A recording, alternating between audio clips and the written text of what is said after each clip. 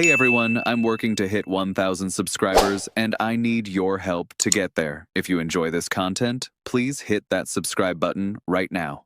There are moments in an off-season when the noise suddenly stops, the fog clears, and you realize something important has just been said. Not shouted, not leaked, not hinted through back channels, but spoken plainly, calmly, and with intent. This was one of those moments. Ross Atkins finally stepped in front of the microphones, and instead of closing doors like he has done so many times before, he quietly left them wide open. And if you listened closely, really closely, you could almost hear opportunity pacing the corridor behind him. Before we get into all of it, make sure you like this video, share it with a fellow Jays fan who's been refreshing Twitter a little too often, and subscribe, because this story is far from finished. The day itself already felt different. Kazuma Okamoto was being introduced, cameras flashing, smiles exchanged, the usual formalities of a new era beginning.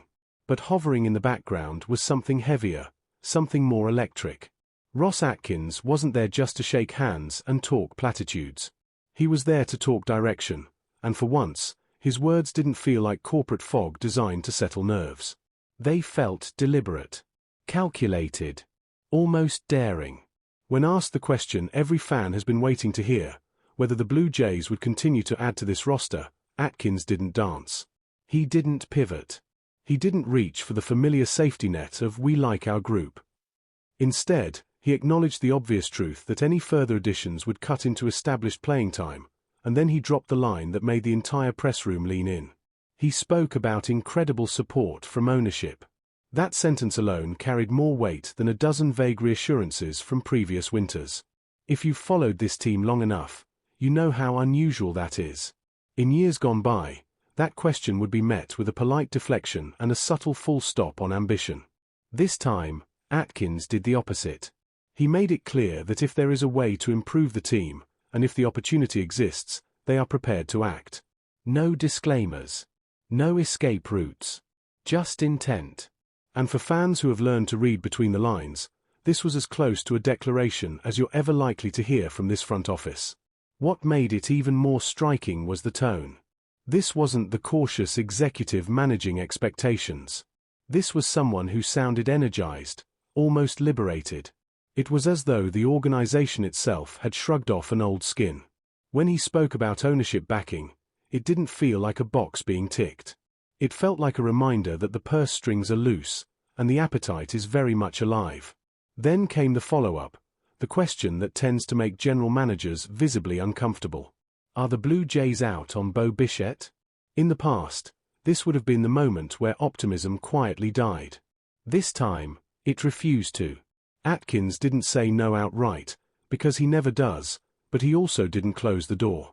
Instead, he repeated the same core philosophy. If there is an ability to make the team better, they will pursue it, supported fully by ownership. That repetition mattered. It wasn't accidental. It was emphasis. For many fans, that was the moment it clicked.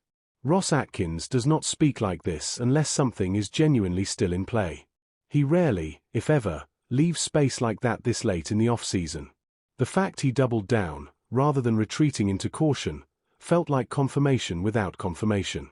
And suddenly, the idea of another major move didn't feel like wishful thinking. It felt like part of the plan.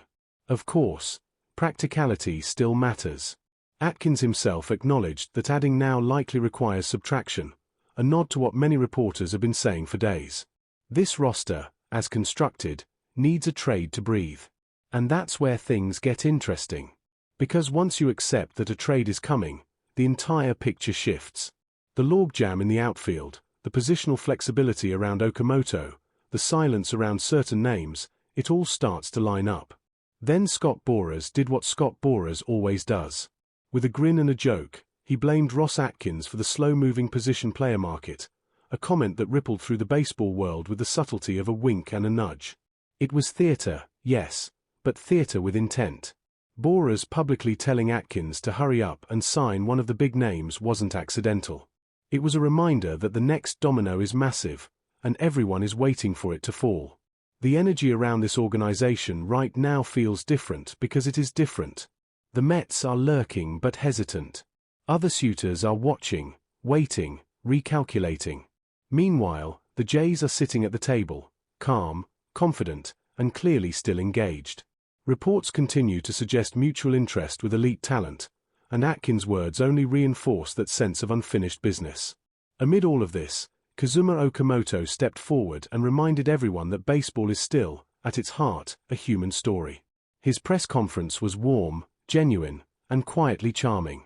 Speaking in English, he introduced himself to the city with humility and enthusiasm, instantly winning over fans who hadn't even seen him take a swing yet. He talked about his excitement, his commitment, and his desire to work every day for the team. It wasn't flashy. It was sincere. Then came the story that softened even the most hardened analyst. Okamoto revealed that when deciding where to go, he laid out all 30 MLB logos in front of his daughter and asked her which one she liked the most. She chose the Blue Jays. In an off-season dominated by numbers, clauses, and leverage, it was a moment of pure humanity. A reminder that sometimes, destiny wears a child's smile. Okamoto himself seemed relaxed about positional questions, deferring to conversations with the manager and the team. That flexibility is telling. It keeps doors open. It allows for creativity. And perhaps most importantly, it suggests that the roster is still fluid. You don't leave things undefined unless you're expecting movement. As everything stands, this team already looks strong. But it also looks unfinished, and for the first time in a long while, that feels intentional rather than concerning. Whether the next move comes tomorrow, next week, or drags into February, the message has been sent. The Blue Jays are not done. Not emotionally, not financially, not strategically. So now we wait, but we wait differently. With expectation rather than hope. With confidence rather than anxiety. If you've enjoyed this breakdown, hit that like button, share it around, and make sure you're subscribed so you don't miss the moment when the next shoe drops. Because if this press conference taught us anything, it's that the master plan is still unfolding, and the most exciting chapter may be just around the corner.